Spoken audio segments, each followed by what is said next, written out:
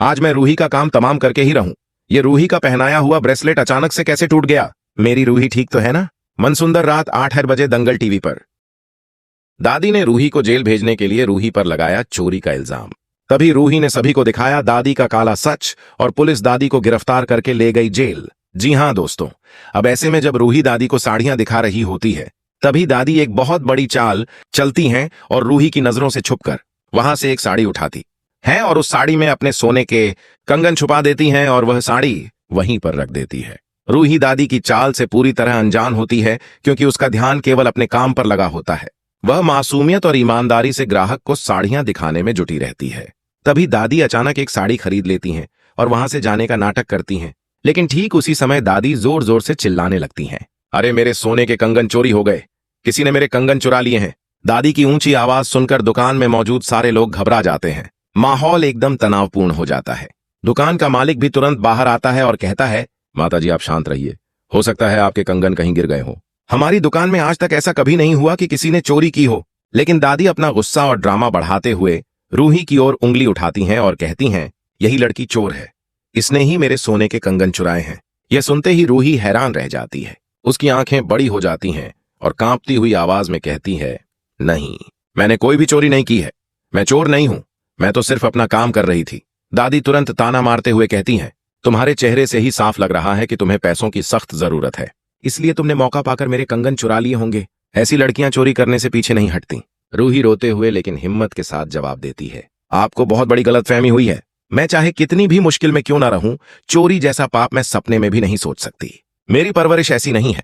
तभी दादी एक और चाल चलती हैं। वह कहती हैं, अगर तुम सच बोल रही हो तो अभी उन साड़ियों को दोबारा से दिखाओ, जरूर तुमने मेरे कंगन उन्हीं साड़ियों में छुपाए होंगे। दुकान का मालिक स्थिति संभालने के लिए तुरंत बाकी काम करने वाली लड़कियों को बुलाता है और कहता है कि उन साड़ियों को ध्यान से चेक किया जाए। सभी लड़कियां बारी बारी से साड़ियां उठाकर चेक करने लगती हैं। पूरे माहौल में तनाव और डर पसरा होता है। काफी देर तक साड़ियां चेक करने के बाद अचानक एक साड़ी से टनाटी आवाज आती है और जमीन पर सोने के कंगन गिर जाते हैं। सभी लोग एक पल के लिए चौंक जाते हैं। रूही की आंखें फटी की फटी रह जाती हैं। उसका दिल धक धक करने लगता है, मानो उसकी सांसें रुक गई हों। दादी तुरंत उन कंगनों को उठाती हैं और जीत की मुस्कान के साथ कहती हैं, देखा यही मेरे कंगन है और इसका मतलब साफ है कि इस लड़की ने चोरी की है।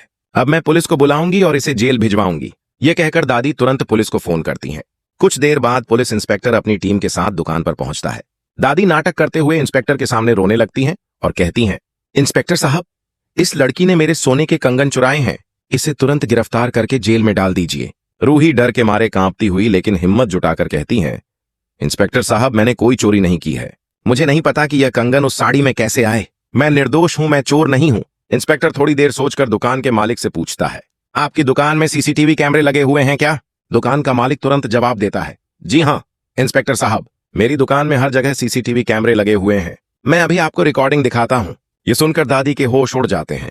उनके माथे पर पसीने की बूंदें छलकने लगती हैं। उनके चेहरे पर डर साफ दिखाई देने लगता है। वह सोचने लगती हैं कि अगर वीडियो सबके सामने आ गया तो उनका असली चेहरा हमेशा के लिए बेनकाब हो जाएगा। इस डर को छिपाने के लिए दादी और भी जोर से चिल्लाती हैं और कहती हैं, इंस्पेक्टर साहब, आप इन कैमरों पर भरोसा मत कीजिए। मैंने अपनी आंखों से देखा है कि इस लड़की ने चोरी की है, इसे तुरंत गिरफ्तार कीजिए। लेकिन इंस्पेक्टर सख्ती से कहता है, माताजी आप चुप रहिए, हम बिना सबूत के किसी को भी गिरफ्तार नहीं कर सकते। पहले सीसीटीवी की रिकॉर्डिंग देखी जाएगी। दुकान का मालिक तुरंत वीडियो चलाता है। सारी दुकान में सन्नाटा छा जाता है। स्क्रीन पर साफ साफ दिखता है कि कैसे दादी ने खुद अपने सोने के कंगन चुपके से साड़ी के अंदर रखे थे और फिर सारा दोष रूही पर डालने की कोशिश की थी। यह देखकर सभी लोग हैरान रह जाते हैं। इंस्पेक्टर भी गुस्से से दादी की ओर देखता है और कहता है, तो सारा खेल आपका था, आपने इस मासूम लड़की को फंसाने की कोशिश की, अब आपको ही जेल जाना होगा। इतना कहते ही इंस्पेक्टर दादी के हाथों में हथकड़ी डाल देता है। दादी की सारी चालाकियां और साजिशें नाकाम हो जाती हैं। वह गुस्से और शर्म से भरकर चिल्लाती हैं, लेकिन कोई भी उनकी बात सुनने को तैयार नहीं होता। दादी को पुलिस पकड़कर ले जाती है और रूही की इज्जत सबके सामने वापस लौट आती है। रूही की आंखों से आंसू बहने लगते हैं, लेकिन इस बार यह आंसू उसकी बेगुनाही साबित होने के बाद के सुकून के होते हैं। दोस्तों, दादी एक बार फिर नहार और रूही को अलग करने में नाकाम हो जाती है।